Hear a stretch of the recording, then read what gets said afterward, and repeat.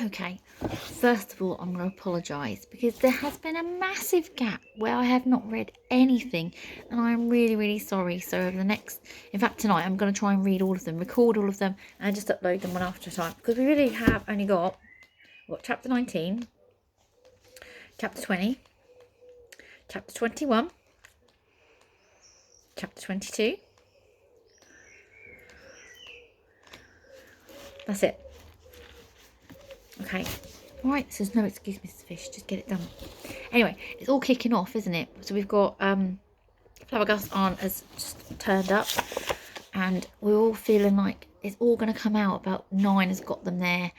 Has she betrayed them? Is she still working in their favour? Are things going to pan out okay? It's all a little bit up in the air, and we still don't know what 9's mum has left for her there. So, here we go. Chapter 19. Shh! Appeared in red letters on the doormat behind them as the emerald pieces whooshed past and reformed into the shape of Flabbergast's furious aunt. "I will take that, you fools!" Ophelia bellowed. A flick of the wrist and the green strands whisked the cloak from Bonehead's grip and back into Ophelia's hand. "And for your punishment there will be consequences." Her fingertips sparkled green, but shh! The letters had lifted from the doormat and were weaving frantically around Ophelia, who then frowned. "How dare you silence me?" Ophelia said to the shop. "Oh, come now, that's no way to speak to your niece," came a smooth, lava-like voice. Ophelia narrowed her eyes and raised an eyebrow. 9 felt Flabbergast stiffen beside her. "Oh, dear." Shh! The scarlet letters wove around Flabbergast now. "Trust me, please," 9 whispered to the wizard. "Who's she, then?" said Kaz to Bonehead. "Brother dear," said the witch, stepping out to the shadows before Bonehead could answer. "And auntie dear, and I adore family reunions. I bought sandwiches." She smirked as a plate of sandwiches appeared out of nowhere and hovered in the air between them. "His sister," said Kaz, lifting the brim of her hat. "Oh, we're doomed," whispered back Bonehead. "So this is her thriving business that she spoke of," Ophelia said approvingly. "Clever girl." "She's not clever," hissed Flabbergast, flapping irritably and blowing out the shush letters that swarmed around him now. The witch strutted over and stood next to her aunt. "Oh, but I am. Am I not, auntie dear? And perhaps you could use a clever partner in your quest to make and wield." She looked her aunt square in the eye. "Gold." 9 watched nervously as Ophelia held her niece's gaze, her senses on high alert for any threatening movement from the 2 terrifying witches. Flabbergast's aunt might be the most unpredictable witch in all the realms, but his sister was surely the most untrustworthy, and all of 9's hopes rested on her right now. "Perhaps I could," Ophelia replied at last. "I dare say you'd be far more helpful than those foolish alchemists." "How dare you?" burst out Flabbergast. "They were the best in the business." Everyone looked at Flabbergast with raised eyebrows, except Bonehead, who tried his hardest. "Well," said Flabbergast awkwardly, they were in the business." Ophelia tutted at him, patted the emerald cloak and swished it back around her shoulders. "The insolent alchemists know too much, auntie, do they not? As your partner, I could dispose of them."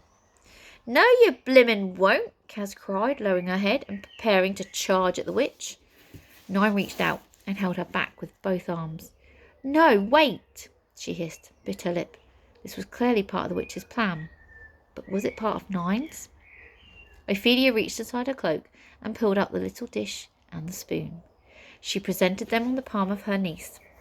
She presented them on her palm to her niece, who picked them up with her scarlet-painted fingernails and smiled her very cold smile. An uncorked secret jar appeared beside her, and she tipped dish and spoon inside it. 9's heart leapt. "Wait! What are you doing?" Flabbergast yelled. His fingertips sprinkled silver and his broken magic fizzled out. "You actually are the worst sister in all of the realms." He ran directly at her, but 9 had no arms left to grab him. The witch rolled her eyes, and a scarlet thread shot from one lazy fingertip, hitting Flabbergast in the stomach and sending him flying backwards on his bottom. "Not now, brother dearest," she said. "I'm very busy." The cork flew into the jar's open top. Then the jar whooshed up towards the shelves so high that it vanished from view. "Well," sighed the witch, flicking back her scarlet hair and grabbing another sandwich from the plate still floating there beside her, "isn't this turning out to be rather eventful day?" "At least it can't get any worse," Flabbergast hissed to Nine as Eric pulled him to his feet.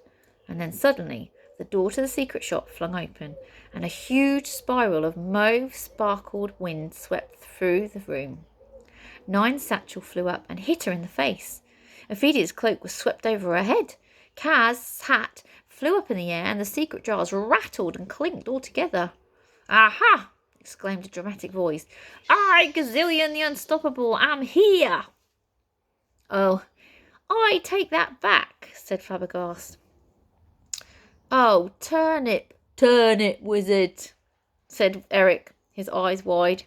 Gazillion pointed his finger at the troll. "I," he announced, "am not a turnip." "More's the pity," muttered everyone else in the room at the same time. "I," continued Gazillion, ignoring them all, "will prove myself to be the most powerful in all of the realms." "I mean, what are you talking about, boy?" "Too long have I been your underlying Ophelia the Unpredictable." Sorry. Let me try that again. "Too long have I been your underling, Ophelia the Unpredictable," raged Gazillion, his face becoming more purple as he went on. Too long have I faced peril in your stead, braving the Hopscotch Championship to reach the tower, braving the tower to find the whereabouts of Professor Dish." Ophelia then threw Gazillion in an unimpressed look. "You, foolish boy, I told you to get me an alchemist, and you could make star gold. It's not your fault you lost her again. Now enough of this nonsense. I'm the one who possesses the formula, and once it is made, it is I who will be the most powerful in all the realms." Her fingertips glowed emerald. "But there is something you do not know," said Gazillion, flinging his arms wide dramatically. "I, Gazillion, have studied your methods, Ophelia the Unpredictable, and so I—" He stopped abruptly and pointed his fingers at Ophelia. There was a sudden burst of a dozen mauve strands from Gazillion's hands, which wrapped themselves around Ophelia, catching her by surprise and knocking her to the ground. "See?" crowed Gazillion, clapping his hands and dancing on the spot in delight. "See? I tricked you. I didn't finish my sentence. I attacked you instead. You weren't expecting that, were you? I was unpredictable. Unpredictable." Ophelia let out a roar so loud that it made the secret jars rattle. The mauve strands that bound her pinged off and vanished. Gazillion stopped dancing. Flabbergast's sister floated up in the air and seemed to sit down on an invisible chair, her legs crossed, and the tray of sandwiches zoomed up right beside her. "Ooh, how marvellous! I do adore a spot of backstabbing in the afternoon." She looked at Nine, then pointedly picked up a sandwich and took a mouthful. Nine felt her stomach tighten. She'd been taken for a fool, fallen into the witch's trap. She was about to be stabbed in the back as well. A zap of green was aimed at Gazillion, but he leapt to one side. It ricocheted off the wall and went shooting upwards into the darkness and hit a secret jar with a heart-stopping smash. Everyone froze for a moment as amber letters tumbled down into the shop, twisting and turning, trying to organise themselves into words, muttering in a voice that sounded like Flabbergast's. "I ate my sister's entire birthday cake and I blamed it on her dragon." Flabbergast swallowed hard and shot a quick look at his sister, who narrowed her eyes in return.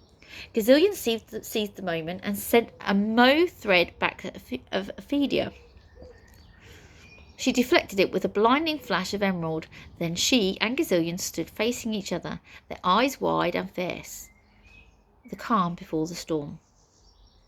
"Yes, I have a feeling this is going to get messy," said Flabbergast, grabbing 9 and Eric and shoving them further along the wall of the shop. There was an explosion of flashes of mauve and emerald lighting up the shop, and the shelves shooting left, right, above, around, causing crashing and smashing as they all ricocheted off walls or were deflected by their opponent.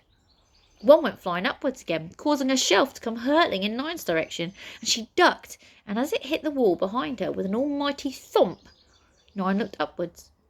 Dish and Spoon were somewhere up there, out of sight, out of reach. Had she just led her friends into danger, and all for nothing?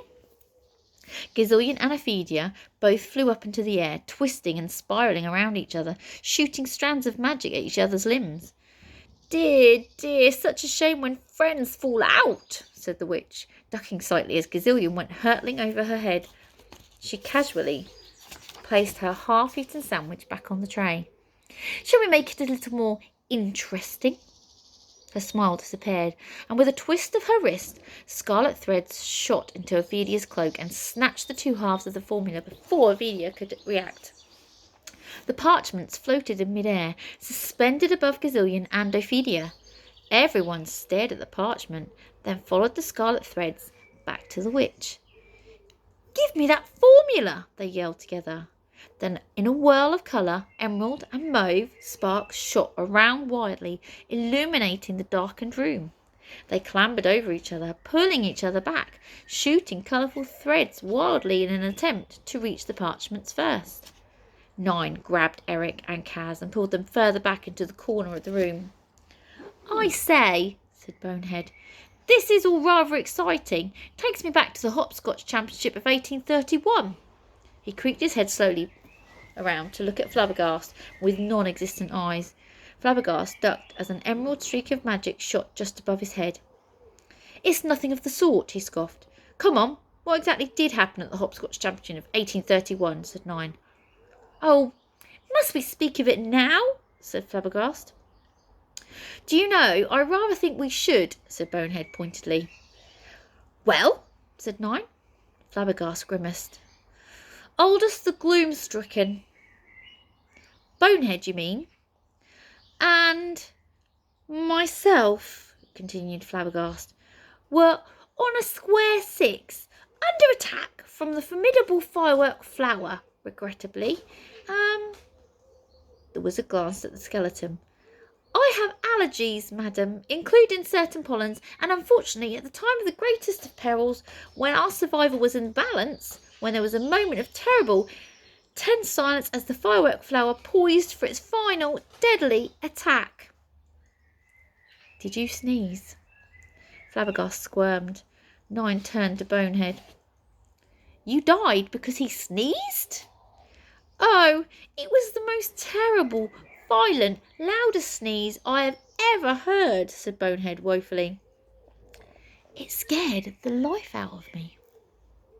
"For which," Flabbergast said, taking a breath and looking the skeleton in the eye sockets, "I deeply do apologise."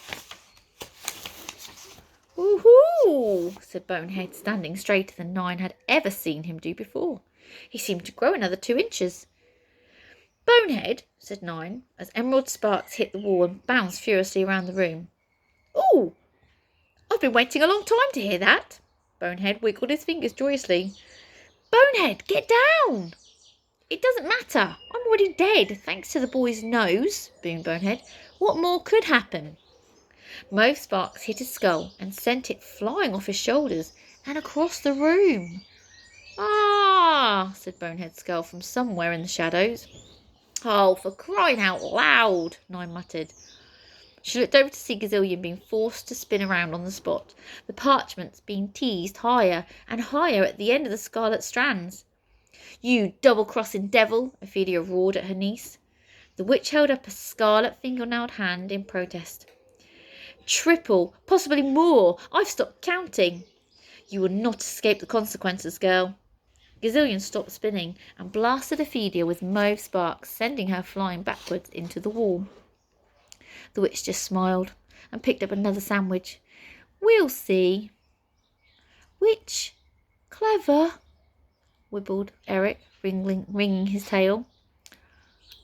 I didn't do that in Eric's voice, did I? I'll have to do it again.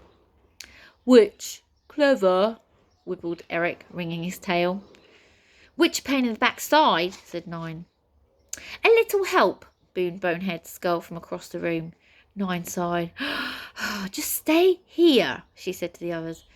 Madam, is that wise? Protested Flabbergast, holding tight to his hat as an emerald flash flew overhead. Do you think we'll ever hear the end of it if I don't? 9 snapped, and she dashed across the floor in a vague direction of the skull. She hunched over as Emerald and Mauve flashed around her, wondering, not for the first time, what the other thieflings in Pocket's gang would think of this. Would think if they could see her now, fighting for her friends, fighting for her family, instead of against the whole world. She felt a stab of pity for the thieflings, and she realised they would never have what she had. Bonehead, she called.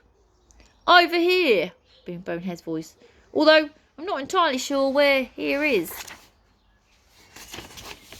Fortunately, an ominous green light revealed a skull on its side in the dark, a few arm lengths away. 9 threw a look over her shoulder. Gazillion and Ophelia were both flying wildly around the room still, getting higher and higher, shooting magic at each other with one hand and trying to grab the dangling parchments with the other. 9 darted towards the skull, reached out and grabbed it. Seriously? I mean, because he sneezed? Never mind that now. Everything's upside down, moaned Bonehead. A shot of Mauve missed 9 by inches. Her heart skipped a beat. She needed to get out of here before anything worse happened. Smash! 9 froze for an instant, then looked up and saw a secret jar smashed on the floor, and crimson words whispering and murmuring all around her. Shame, said the witch, as she brushed sandwich crumbs from her dress. That was a good one. Death, read the crimson letters as they reached 9 and swirled around her, murmuring the word again and again. Oh, pack it in, she swooshed her free hand at the word and dashed it back across to the others. Madam, hissed Flabbergast, we must leave this place before we all have our heads knocked off. For once, I agree with the boy, boomed Bonehead, as 9 plonked the skull back on the top of its skeleton body. It fused together with a sickening click. Another jar smashed, showering shards of glass everywhere. Stolen locket, good ma'am, floated the words, murmuring in 9's voice as they whirled around. 9 felt sick all of a sudden. She glanced around to check no one else had realised it was hers. Only the witch was watching and sent 9 a little knowing smile. Jars smash, said Eric. Save spoon. He put his fingers on his bark-like cheeks and his yellow eyes grew wide. Spoon friend. Yes, spoon friend, said 9 fiercely, and we're not leaving without them. She looked in despair in the direction of the shelves. Another shower of sparks sent a jar wobbling curiously and hurtling to the ground with a smash. There could be anywhere up there on those shelves, she said. Good job you've got someone that can climb well then, ain't it? Said Kaz. She squared up her little stony shoulders. Still not what I signed up for, though. Better get used to it, said 9. What a sigh. Better